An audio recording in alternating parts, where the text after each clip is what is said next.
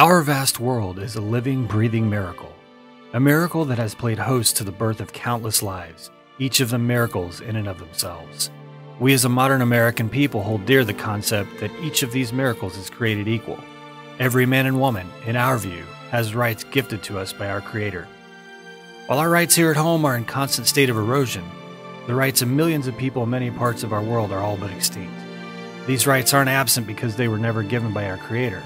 They are absent because powerful and evil men chose to strike them down. History provides a wealth of examples of this happening. Unfortunately, we don't need to look at history to find a glimpse of evil dictating away the rights of innocent people. We need only look at our world today. In this case, we're going to look at Israel and the Middle East.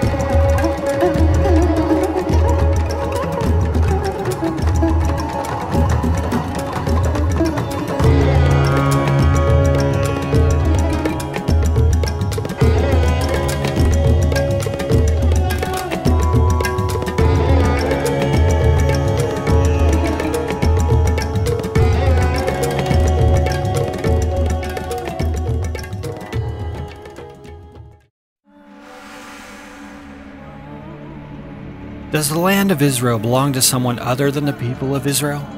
Do Arabs have more of a claim to the holy city of Jerusalem than the Jews? Contrary to what the mainstream media, your government, and pro-Palestine propaganda machines might tell you, Jerusalem did not begin as a Muslim holy city. It began as a Jewish holy city. In fact, some 3,000 years ago, Jerusalem was a Jewish holy city in the time of King David.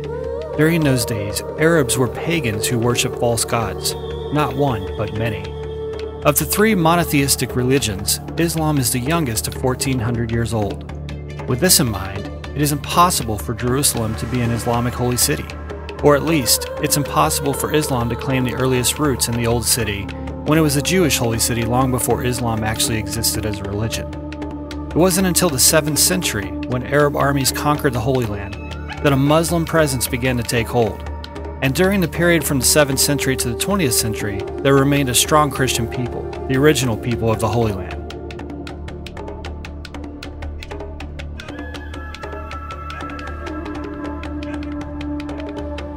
Is Israel occupying land that should belong to a Palestinian state?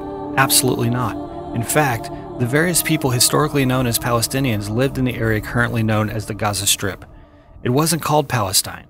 It wasn't a place with borders. It was a small coastal region called Philistia, or the land of Philistines, and it was excluded from the land of Israel, where thousands of years ago the Hebrews originally entered and called home.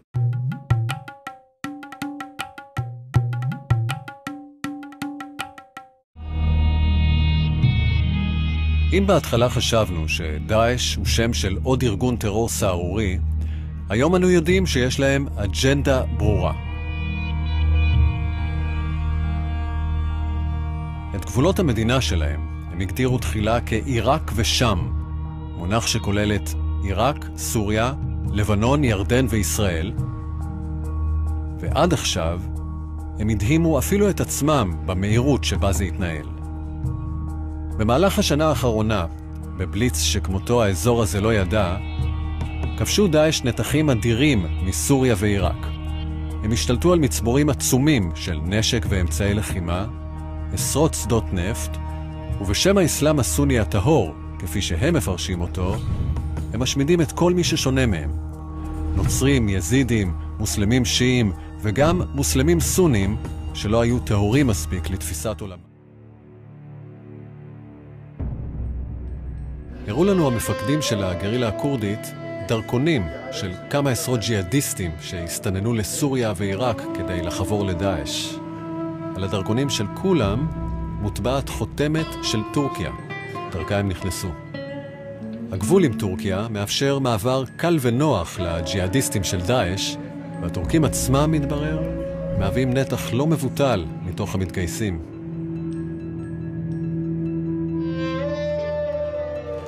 بنت تشتغل باشنا ديران بنره اقل بدري يشتغل لها ابو عمر التركي ابو يعقوب التركي ابو مصعب الجزراوي سعودي عربستان يشتغل لها ابو مالك الجزراوي ابو خالد التركي ابو يحيى التركي ابو عمار التركي ابو دجان التركي. عن طريق تركيا انا بعرف كيف يابا يجوا عن طريق على اساس انهم جيش حر من تركيا تدعم الجيش الحر يجوا على اساس انهم جيش حر وهن دوله هن دولة إسلامية يجوا بصفتهم كجيش حر بس وصلوا ويصيروا دولة انقلبوا ويصيروا دولة إسلامية. Did they have also people coming from Europe? إيه في من أي دولة؟ يعني من أي دول؟ في بلجيكا. والله أنا ما بعرف الدول بس بعرف إنه في منهم ما بيعرفوا يحكي عربي على الآخر ما بيعرفوا أجانب. مظبوط. ما كانوا عرب ما كانوا. لا حتى في من أمريكا. في من الصين كمان. مين كان الأقصى بيناتهم؟ اللي ما يخاف يذبح يقتل بدون رحمة؟ تقريبا تقدر تقول الكل لأنه الكل أخذ مثل الدورة الكل أخذ نفس الدورة الشرعية الكل نفس الفكر الكل بده يقتل يعني المغزى واحد.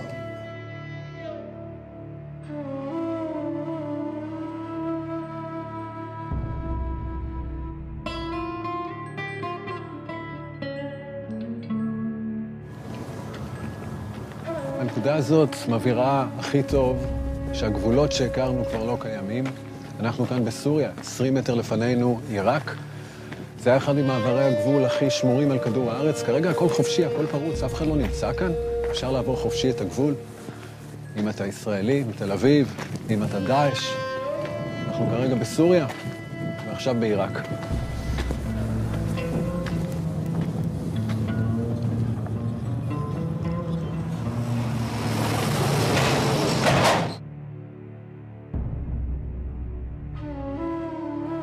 In April of 2013, the United States transferred $123 million directly into the command of the Free Syrian Army. The purpose of the transfer, as it is claimed, was to help fund the rogue effort to topple Syrian President Assad.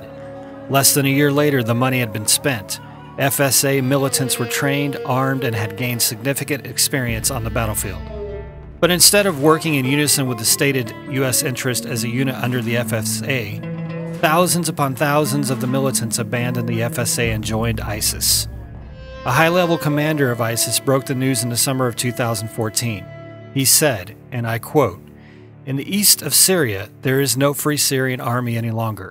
All Free Syrian Army people have joined the Islamic State," unquote. Through this information, we learned three important details. First, that ISIS uses the cover of the Free Syrian Army to import recruited foreign terrorists into the interior of the Middle East. Second, that ISIS essentially annexed the bulk of the Free Syrian Army and began using it in their own holy war to gain complete control over Iraq, Syria, and beyond. And third, U.S. tax dollars made it all possible.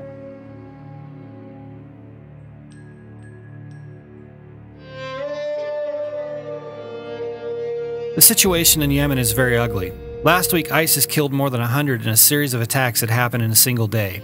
The U.S. has pretty much withdrawn all assets in Yemen. This includes diplomatic resources as well as special forces assets. The Pentagon lost $500 million worth of military hardware in Yemen. That's right.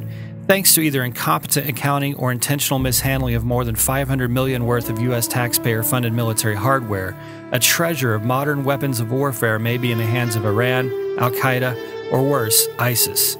This, according to the Pentagon, as it admitted it lost the equipment when it waved the white flag and fled Yemen. What's missing?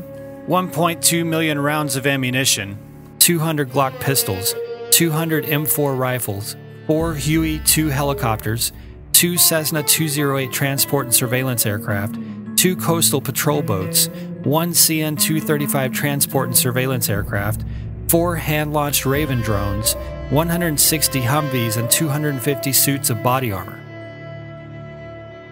While the Defense Department claims it's unlikely the arms are in the hands of our enemies, it also admits that it flat out can't account for where any of it is.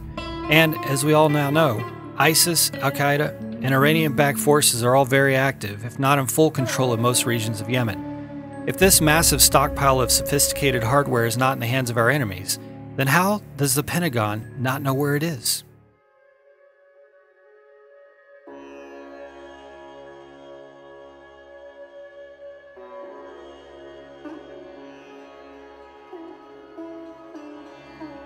We've established a few things here. Israel is a beautiful and ancient holy place of free people in a part of the world where freedom is hard to come by. Israel has rightful claim to her land, even the parts currently occupied by Arabs who want to take it as their own. We've also established that Israel is surrounded by enemies on all sides, and Barack Obama, along with his powerful friends in Europe, are funding, arming, and enabling her enemies. Israel is a great nation of a great and ancient people.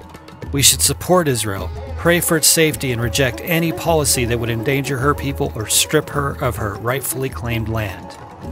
And that's why Liberty News is headed to Israel next month. Please support us with a like and a share. Help us get this message out to as many people as possible and watch for our reports from Israel next month. I'm Eric Odom for LibertyNewsIsrael.com.